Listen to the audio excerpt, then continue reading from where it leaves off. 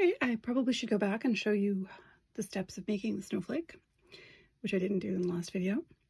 I think this one I will use a combination of clear glass and diacrylic in addition to the little globs of diacrylic glass. I use these when I have little bits and scraps. I make these little dots. I used those last time in clear glass, but did not use any of the diacrylic scrap I have. So I'll give that a try this time. And first thing you have to do is create a whole lot of 1/4 inch strips. I always use safety glasses, which I highly recommend. Last thing you want is little bits of glass in your eye. I have a very inexpensive hardware store glass cutter.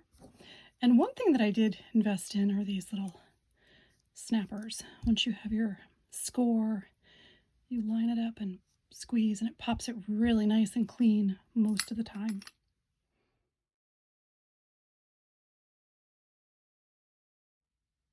You can see from the edge of this one, as I was snapping it, a shard went flying, smacked right into my safety glasses. So I'm really glad I was wearing them.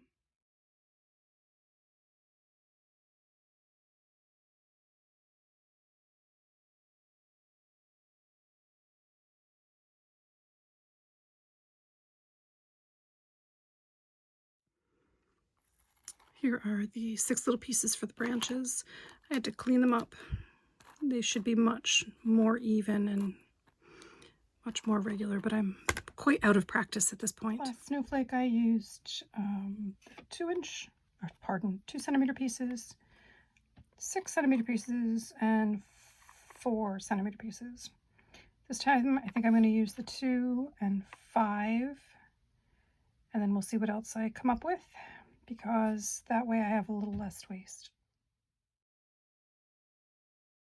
I like to build on the Kiln paper, and then I can just slide it right in. First I like to fold it so that I've got basic.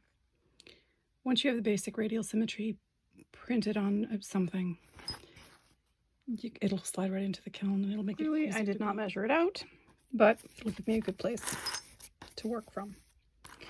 And I start out by putting the main branches of the snowflake in place, using the lines as a rough guide. I will be adjusting because I did not measure properly.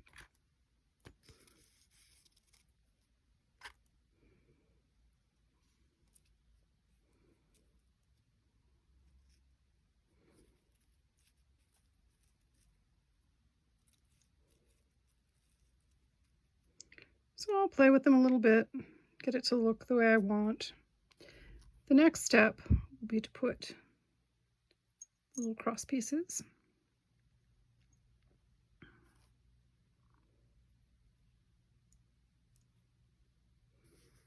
I'll just straighten them all out. And then I'm going to have to put something to connect these together. That I will have to do a measurement.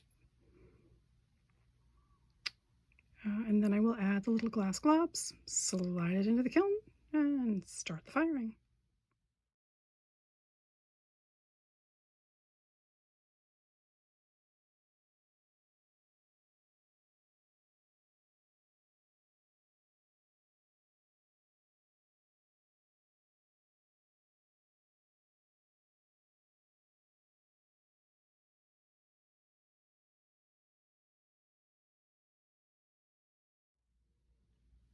So this is what I've come up with, and I'll adjust a little when I put it in the kiln.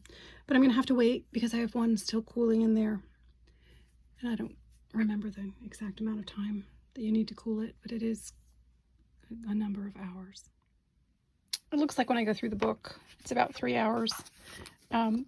Fortunately, I've kept track of every firing that I did, starting with the microwave kiln that I used to use, and then into this little Fuseworks craft kiln, and then into the That way I don't have to remember. And if I get busy or, you know, go off to one of my other hobbies, I can just check the book. Another thing you'll notice is I repurpose craft tools. This is not a glass cutting piece of equipment. It's for quilting, actually. And the little green cutting mat. I have large ones for quilting, but this one is for card making. So trying to reuse the supplies I already have when I bounce to a new hobby is really important, because I'm pretty crafty and I love to experiment with new things. But if you had to purchase all the supplies needed for each item or each different craft that you were trying, it would get expensive and pretty wasteful. So I do try to reuse things. Another thing I must note is I'm not lubricating my cutter. That's a total absolute no-no. You have to lubricate your cutter, usually with kerosene. I don't have any right now, and so I'm just winging it, which is not the way you should do it. But nonetheless, that's what I'm doing. So this one's not cool yet, but it's cool enough to take a look at it. I don't really like the way it turned out, but oh well, first try. Gives me a chance to experiment. And the center's pretty cool. I just don't like the way I did the branches. So I may adjust the next one that's going in, because the center will be the same, and I like the center, but I'm not particularly thrilled with the branches. So I may have to go in and possibly put more branches, but I haven't decided yet. So we'll see. After playing for a while, this reminds me very much of one of my old gingerbread houses. Add more was often the answer if something didn't go the way I wanted it to. And you can see that I've gone with additional points here, additional little glass globs. It should be interesting. It is loaded in the kiln, and we'll start with 5 minutes, then 5 minutes, and 5 minutes, and see what we end up with.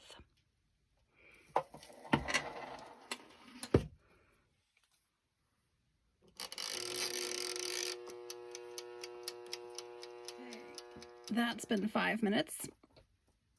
Let's give it another 5.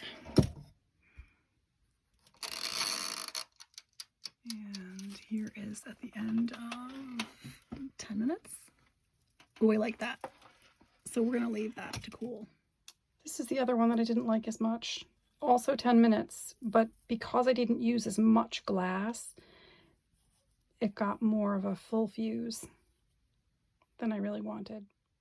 Here's the final product. It probably could have used a couple of more minutes, because you can still see a little shadow of where the pieces of glass were, but I didn't really want a full fuse. So this is a nice compromise, I guess. It needs a little bit of sanding, but after that, it will be ready to display.